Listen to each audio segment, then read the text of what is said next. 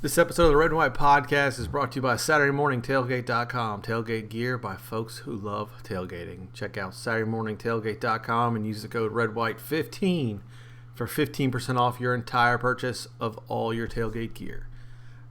SaturdayMorningTailgate.com, REDWHITE15.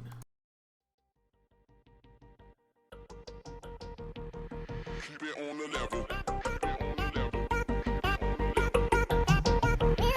Keep it on the level. Keep it on the level. I'm climbing up the. Keep it on the level. Keep it on the level. I'm climbing up the ladder while you in need of a shovel. I can do this all day. I can do this all night. All right, folks, I'm back with another edition of the Red and White Podcast. I am your host, Evan, and it's been a while. A lot of things happened, holidays, season tailed off, I don't know, I felt like I was getting repetitive there for a while, so I didn't want to keep putting out subpar content. Well, even more subpar than usual, but that's beside the point. Couple announcement. Now the Red and White Podcast is now available on Spotify, so check it out. Every bit helps. Even if you don't use Spotify podcast, go there and follow. It helps my numbers. My numbers help pay for whatever little bills that I have to run this podcast. But I appreciate it. Appreciate the exposure and the help, and as always, appreciate everybody listening. So lots happened. We had the ECU game, and I probably won't really rehash these two games since I last recorded, just because they're in the past and it's kind of, I don't know, it's done. But the ECU game and Texas A&M games were very much similar in the fact that somebody got their ass kicked. At one point it was us, and at one point we gave out the ass kicking. It just kind of shows, I think, maybe where everybody is in the landscape here. As we approach the playoff with Alabama and Clemson, yet again in the college football playoff, I think it's time to take a step back and look at our program and where we are as a whole. Joe Giglio put out his yellow pad, and it was number of 10-win seasons for all the schools in the ACC, or double digit, I should say. And this is going back over the last, I don't know if it was 30 or some years or something like that, but there we are at the bottom with Wake and Duke and I forgot who else with one. And it just kind of puts in perspective of where we are or where we were as a program and how far I think the program has come that you could win 9 games in back-to-back seasons. Now, despite the looks of it, I mean, I get it. You could break it down and say, well, they haven't played anybody. But anybody could do that. I mean, Syracuse's schedule this year was pretty bad. And they got a couple good breaks. Played us right after we lost to Clemson. Played West Virginia without Greer. But, nobody goes back and does that after the year's over. Nobody looks at the schedules. They're going to see the number and look at the number of wins. And State played the schedule they were dealt. And for the most part, played it fine. I mean, there was a couple disappointing games in there. We all know that. But for the most part, that Virginia win turned out to be better than most people expected. So I think, kind of looking back over the year, and I put this poll out, and I forgot who it was. One of y'all tweeted at me and didn't believe me, but if you go back and look at my tweets from August this past year, and I put out how many wins do you think we'll have, and 73% of people said 6 wins. And so there wasn't a whole lot of optimism in for us to win 9 games. I think that's pretty good. Now, whether it's just, people weren't aware of the talent of the team, or they're just, NC State fans being skeptical, I don't know, whatever. But the perception was, hey, they're not going to be very good. But now that the season's over and you kind of see how it played out, and some teams weren't as good as people thought they were going to be, and some teams were bigger dumpster fires than they thought they were going to be. It feels like a missed opportunity. And it's only because losing the weight game, you felt like they should have won that game. It would have been another 10-win season. But it was a good year. And despite how it ended, I'm happy with it. I'm happy with the progress. Just get into some of the specifics that have happened over the last few months. So we had a lot of coaching turnover, and I think that played its part in the Texas A&M game. Drink leaves, Ledford leaves. These guys got promotions. All the guys that have almost ever left under Dave Doran have gotten promotions. Outside of Barlow in Canada, I believe. So you can't hate the guys for leaving. I think what Doran goes about it, and this is probably something that it seems to me that he's learned over the years, especially over the recent years here, having to hire.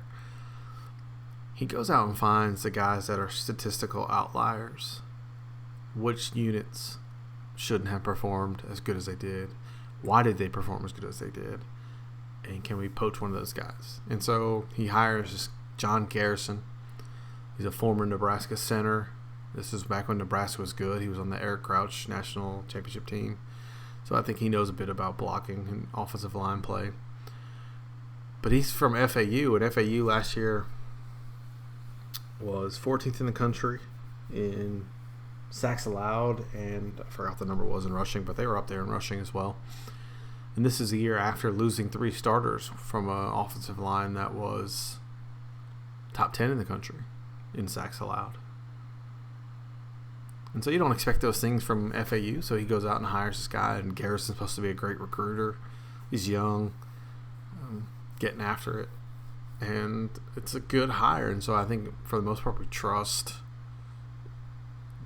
Doran's experience in hiring these guys. I think he's kind of found the formula and how to do that. Now, the co-coordinators thing.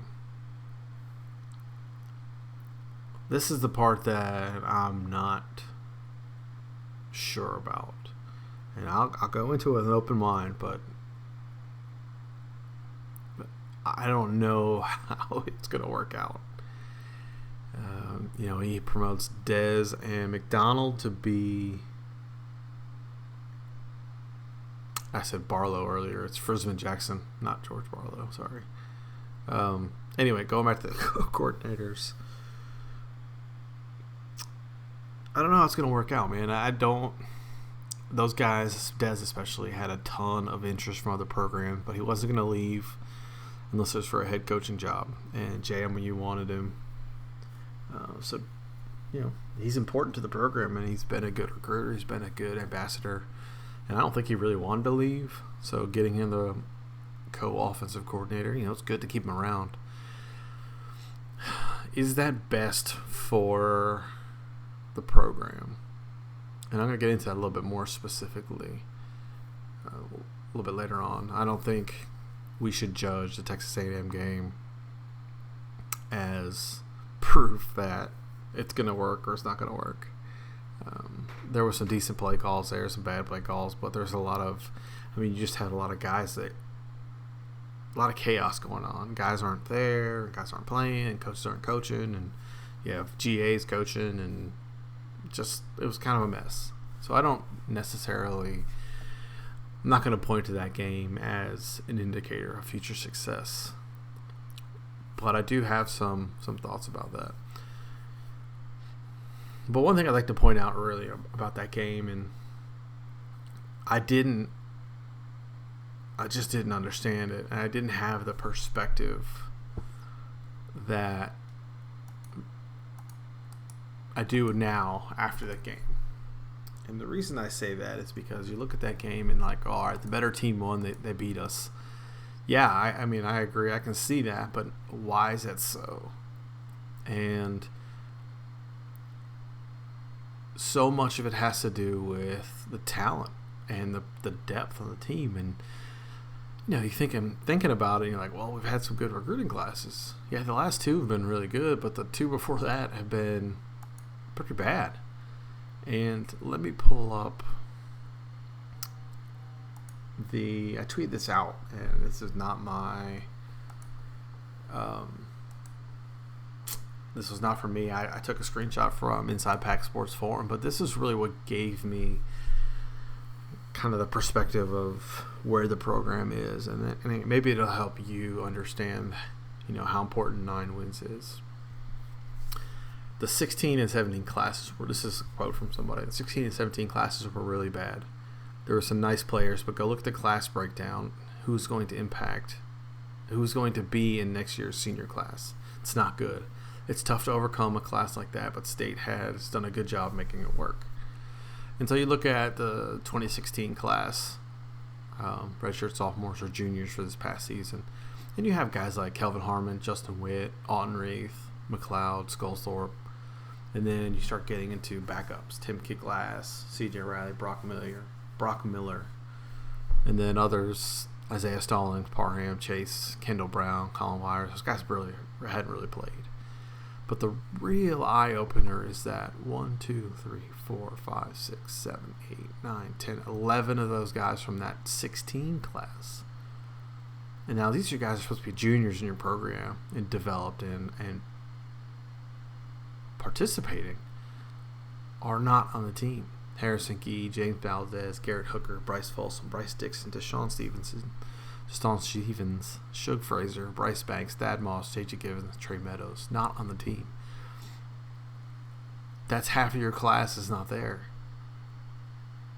And so you're missing just, you know, key components. And you know, you can go back and judge, like, why is that? That's Dorn's, third class? It should have been better than that. Well, they didn't really win, right? If you think about it, it goes back in, and it takes a Tom O'Brien dumpster team and doesn't do too well. Go 6-6. Not a whole lot of momentum there.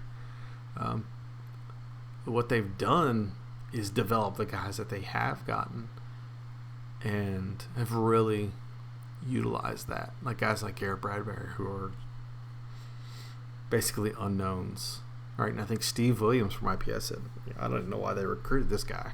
And it turns out they developed him into the best center in the country. And so you take a lot of that, and you need a lot of that to get to where they are now, because you just don't have the horses. And you play a team like Texas A&M, who's recruited in the top 25 for the last probably 10 years, and you kind of understand the difference, right? You understand how big of a leap, how big of a job it is for what Dorn and company are doing. And again, looking at the 2017 class, so this should be your redshirt freshmen or sophomores for this year: Ingram, Moore, Emeka, Josh Fed Jackson, and Murchison, right? Those are the 5 starters. First backup McKay, first backup Asius, and second backup Ibrahim Kante. And then you have Gibson, Elias, Spees, Fisher, Baselli, Dante Johnson, who just haven't played. They're not there yet. And then 1, 2, 3, 4, 5, 6, 7 guys again who are not on the team: Darden, Saunders, Thompson, Nakia Robinson, Eric Collins, and Ken Vince Brown. That's a lot of players, man. That's a lot of guys that are not contributing, right? You look at that. That's 20 dudes in 2 classes. So 20 out of 40 out of 50 not contributing, or just not on the team. And that's hard, man. That's hard to build a foundation. It's hard to win without, again, quality depth. And you kind of see that kind of reared its ugly head this year with running back position.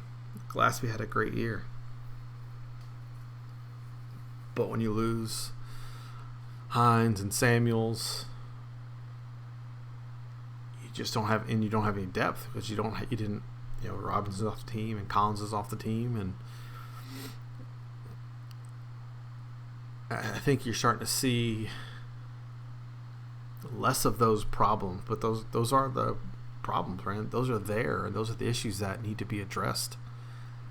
And just didn't really click until I read that. Like, oh man, right? You need a few more classes like the 18 class and the 19 class that are top 30, top 20 team or classes with really good players, because you can't compete. You can't run with a Texas A&M. If you're not doing that, right? And that sounds weird. People are gonna say, "Well, other schools win with less." I'll get into that, but for the way that Dorn wants to do it, he's had really good player development. You've really developed guys into pros, and you start to see that with after this draft class, you have 13 guys in the pros, 13 or 14 guys playing, and State's never really had that. I mean, we've had Rivers and you've had Holt and a guy here or there, make the team, but you haven't had real contributors. Bradley Chubb's going to be defensive rookie of the year. BJ Hill just broke the Giants sack record for rookies. Like, you have guys that are really contributing, and Dorn has done that with development. And now you start adding talent to that development, and that's when you really start to elevate. But they're just not there yet, and that's just a perspective that a lot of us don't have. And to me, I didn't have it either. And I read this, and I'm like, well, that kind of makes more sense. Now, somebody asked me, is that because of bad scouting? And I don't think so. I think it's probably a mix of things. Bad evaluations or taking gambles on guys. But you can't factor in kids doing dumbass shit that gets them kicked off the team. And it's hard to recruit when you don't have wins. Right? And, you didn't have a foundation to win on, so he's got to build that foundation. He's got to start winning. And I think you're starting to see that pay off, especially with this recruiting class. It's really good. So I don't know. So you think about where it is as a program, and I think Dorn's doing an excellent job. I just want to be able to provide a little bit of that perspective of where the team is. Right? They're just not that many good players yet, and that's changing. It just takes a while to change, man. You're talking about football; it takes a long time. And so that brings me kind of to my next point, and I'm gonna read a couple tweets from some folks. So Trent Pilkington tweeted at me, "A&M and Clemson showed us where we are in the national landscape. That gap is the hardest to climb for many reasons, but the recruiting assessment of these recent classes will let us know if we're inching towards closing that gap." So that's exactly right. That's exactly what I'm saying, is that we just haven't had those players. Now, if these 18 and 19 classes, in theory, those should be really good. Those should be really good classes for closing that gap and getting more talent, getting a foundation that you have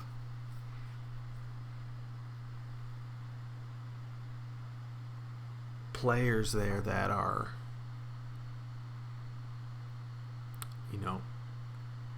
I'm not even sure what the right word is, but just more talent, right? And closing that gap with these big programs.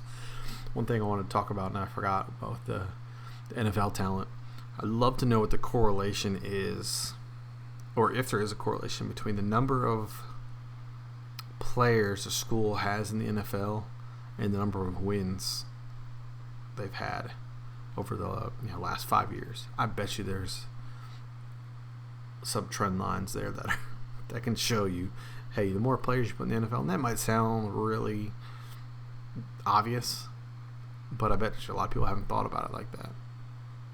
So my secret statistician, if you're listening, see if you can find find those numbers. How many the trend for schools, number of players in the NFL, and their wins. I would bet there's a correlation there. But anyway, going back to where we are as a program and what I think is missing. So I think Doran's doing a great job. I am concerned with the co-coordinators, and not because it's co-coordinators running the offense, but the type of offense that Doran wants to run is very run heavy and very execution matters. And so Adam Jude, who's a beat reporter for somewhere around Seattle, covers Washington, he tweeted, asked Chris Peterson if UW's offense needed a drastic overhaul in the offseason. He said, it needed to be fixed. How? ? We'll have a plan. We will. We'll study the hell out of the tape and pare things down so we're more precise in what we're doing. It all comes down to execution. And this is a conversation that James Henderson from IPS and I have had a lot, and I've had it with other folks as well. It's more than execution. You can't execute your way past a good Clemson team or an Alabama team or even this Texas A&M team. Right? You can't execute more than you can't out execute it, right? I mean, there's only a point. It only bring you to such a level of success.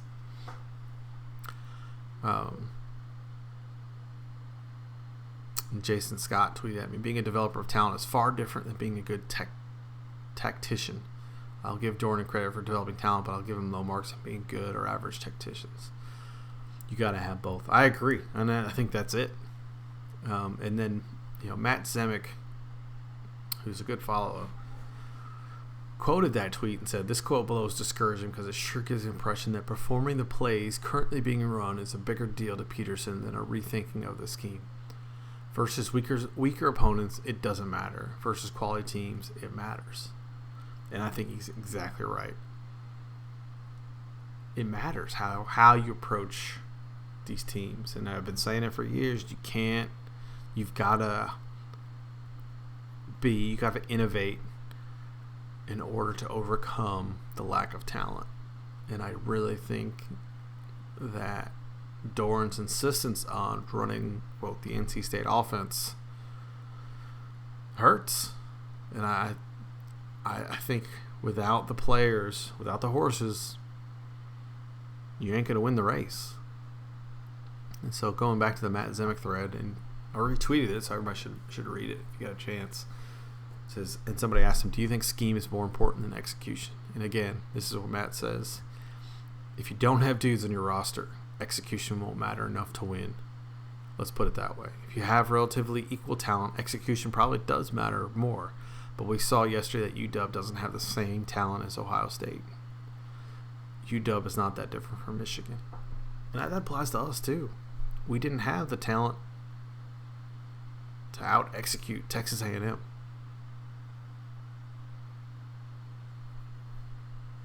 And I think that is concerning if they don't adjust the offense, if they don't innovate. Now, maybe Kurt Roper, being QB's coach, will add something to the offense. But he's very much a QB run first guy. Or at least he likes to call that when he was an offensive coordinator. So that's my concern. And I think that's cost us a few times this year. And people, the people who are arguing it will say, and I know there's not many because most of y'all agree with me, well, they threw it more times than they ran it versus Wake. Well, you're throwing, outs and short routes and curls and comebacks and you're not stretching the defense, or you're not running from a spread look, or you're not utilizing your 6'7" tight end. And those are concerns. The fact that they ran, I'd love to know what the actual numbers were, but I'm going to guess it's under 5 screen passes this year. Like, they ran one in the bowl game to Reggie Gillespie, and I was like, jaw dropped to the floor. I can't remember them running the screen this year.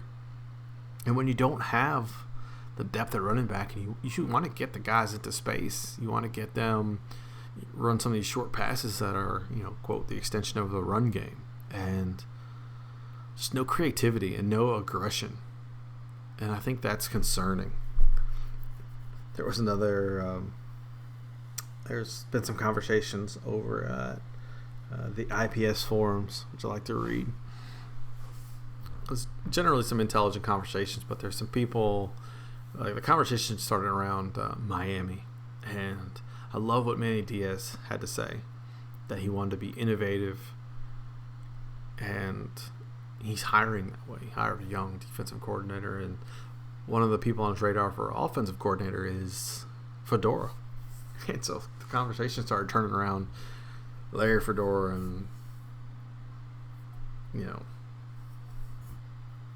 basically about Fedora, right? And I'm sorry, if you don't think he's a good offensive coach,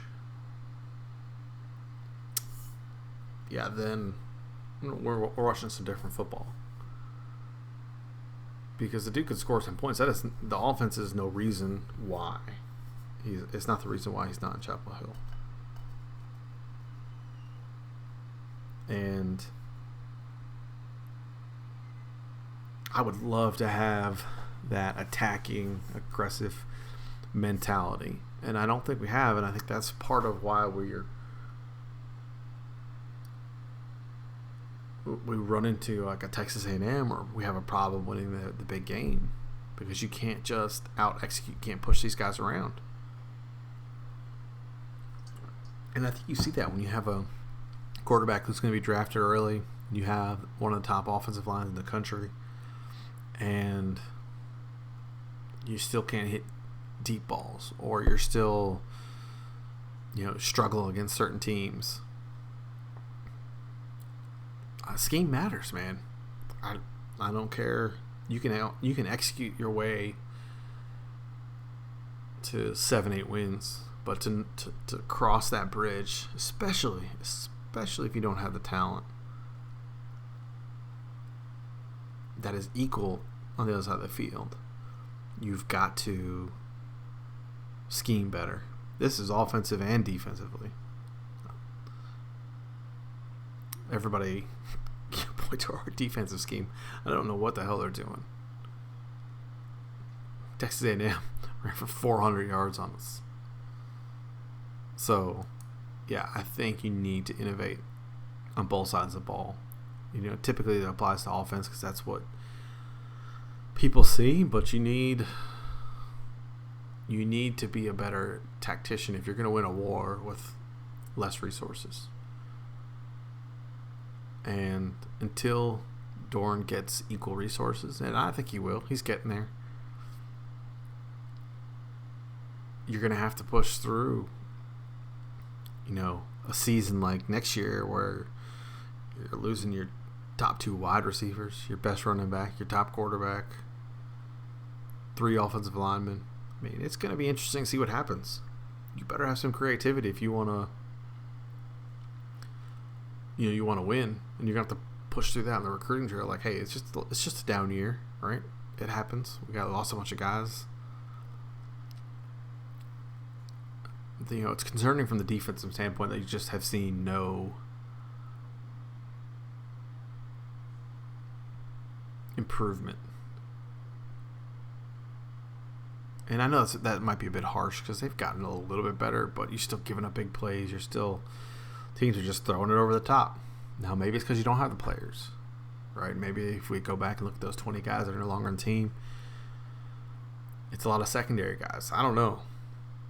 But the scheme sure isn't helping. I mean, they had Texas A&M on their heels, and stop getting pressure, and Texas A&M starts throwing it down to the tight end, and that just opens up the run game, and it was just bad. And I think you kind of see better teams expose that. So that's what concerns me about the co-coordinators. Not necessarily co-coordinators, but the fact that they don't want to adjust the system. And that might be harsh. Maybe Doran is going to adjust the system, but in 5 years, he's not giving me any reason to believe that they're going to do that. And I think that's what everybody should be concerned about.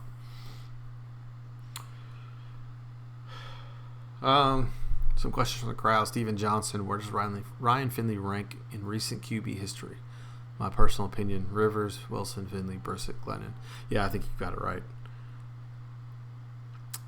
I think you could make the argument. No, I mean, somebody's going to argue.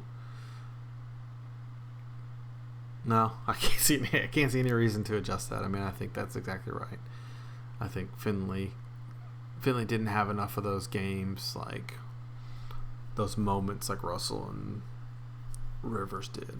I mean, Rivers took a team to triple overtime at Ohio State, national championship team. And he's just a gamer. And Russell just made those plays that you just couldn't believe. Finley is super consistent, super smart. We're better for having him. But he's not on the same level as those two. And Glennon didn't get enough time, I don't think. And that's partly because Russell was so good, but yeah, so I think that's 5 pretty damn good quarterbacks. And so you look at that and you're like, man, we've had 5 really good quarterbacks over the last 15 years. And we've only won 10 games once? Interesting, huh? Nate, changing a program, among other things, takes winning certain important games. Keats has won those games. Dave has not.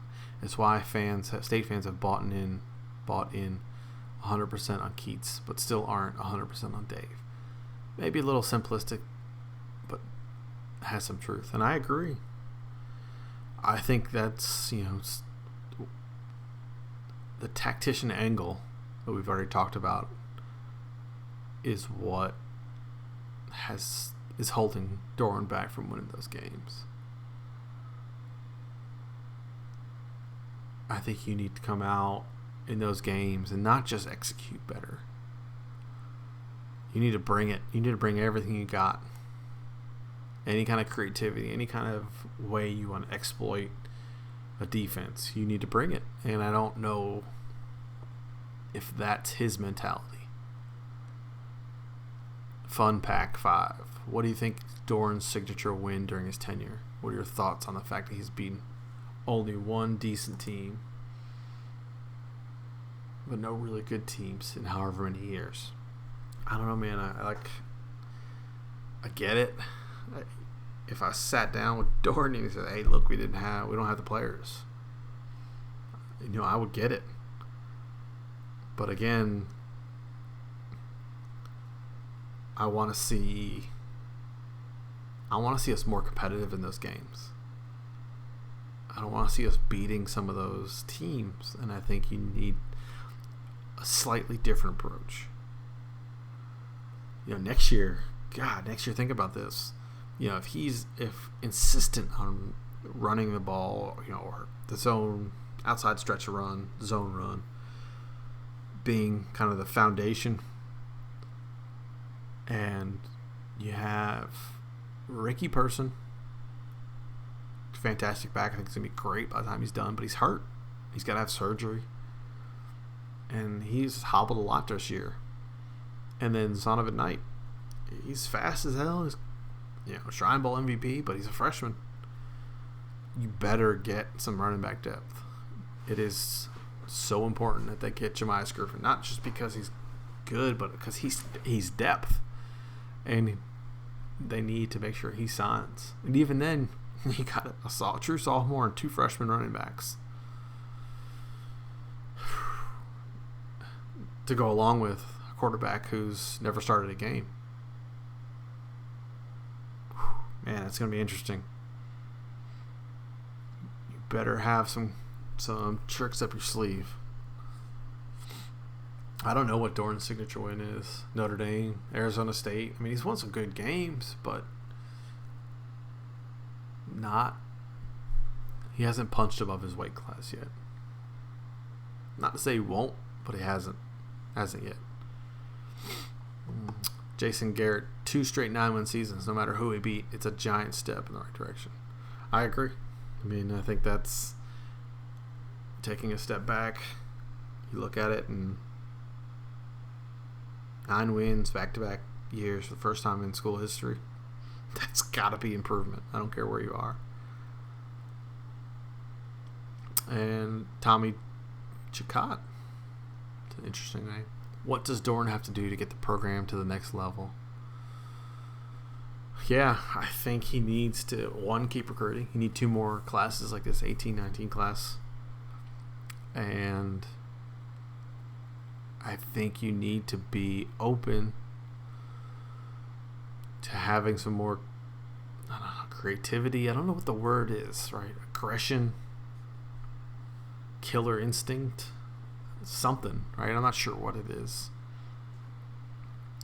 I wish I had it saved, but Baxter C had put it, he wrote it really well somewhere, that you just need that level of aggression that certain coaches bring in order to win those games. And I think that's what he needs to bring it to the next level. And hopefully he learns that. I'll put it out there, he's still learning on the job. I think that's, everybody kind of knows that. But it's progressing. I think that's positive.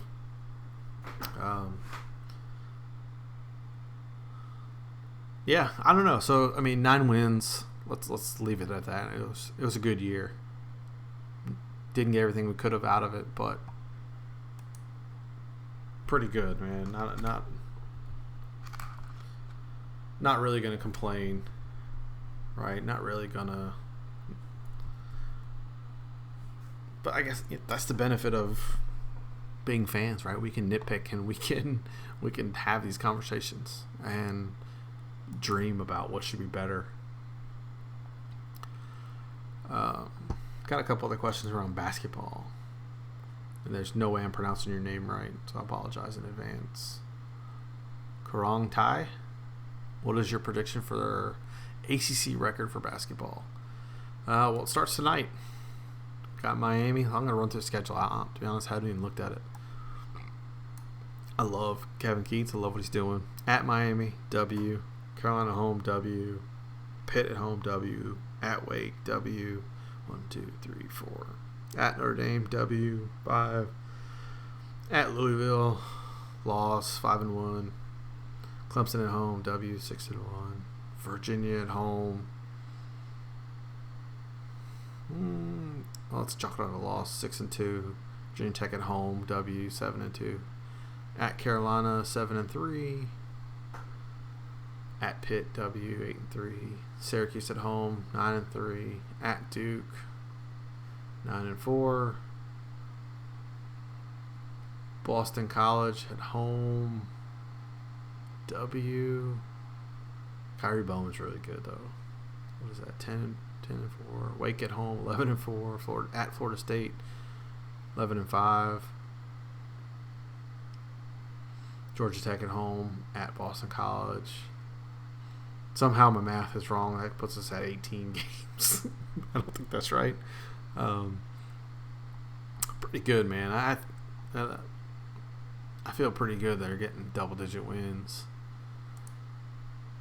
I think this team's pretty good. I like to play 10 guys. There's no bench, right? They just put in more starters. That's how I look at it. John Carter ceiling basement for this team. I think the basement is 9-7 in the ACC. Maybe. I think that's right. I think that's probably where I would put it. The ceiling, there's no telling. They can win every game. I'm not saying they're gonna, but they could. They're that kind of team. they're gonna have a night where they just don't hit any shots and it doesn't go their way. Somebody's girlfriend breaks up with them, and it just they have a bad game. It happens, but I feel like a 6 seed is probably pretty good for this team. Nate again also beat Miami tonight. UNC game Tuesday is going to be absolutely huge with a crazy electric atmosphere we haven't seen in a long time. It's going to be that way anyway. But yeah, win tonight, and it's even better. It's even going to be even crazier.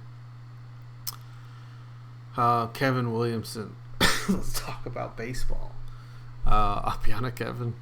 If you want to come on and tell me about NC State baseball, I'd love it. I don't really know anything about it. I follow it when they start winning. I mean, I pay attention to it, but I really get into it when you have Carlos Rodon or Trey Turner, guys that are super exciting to watch. And it's not a NC State thing. It's just baseball. Over the years, I've become less interested in baseball in general. Major League. I grew up a Yankees fan. Went to a lot of Yankee games. Just, I don't have the time for it.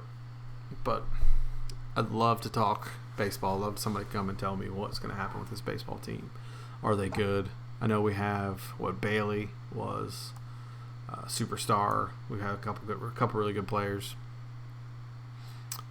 But I'll be honest, I don't know much about it. And Randy Tuthill would like to say a hot dog on a bun is a sandwich. Okay. I think we'll leave it at that. Hope everybody had a good New Year's. Let me know. I don't know what you want to talk about. What do you think? Am I crazy? Or just tell me that I'm right. I don't know. I mean, I think we all feel the same way about this football team. A lot of potential there. Could be better. Happy with 9 wins. It's been a fun year. A lot of up and downs. Well, I'll probably never forget that Wake game. Yeah. On to basketball season. Give me some of that Kevin Keats tonight. Thanks for listening. Go Pack.